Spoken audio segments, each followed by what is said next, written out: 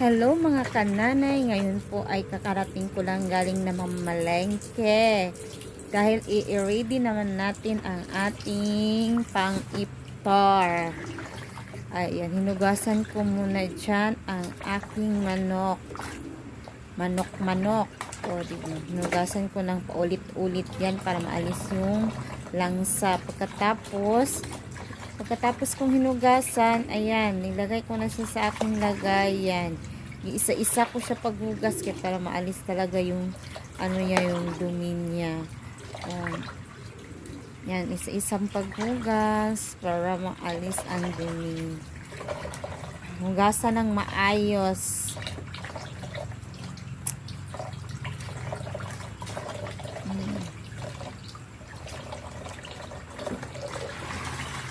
Katapos na siyang hugasan, i-ready na naman natin ang ating mga panghalo niya. Ayan.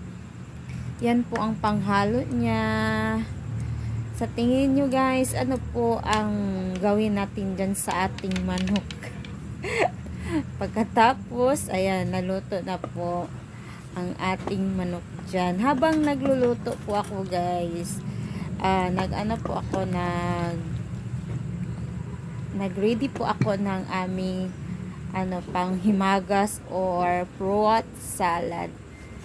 Diba? Madali tayong matapos pag isabay-sabay natin ang ating mga gawain.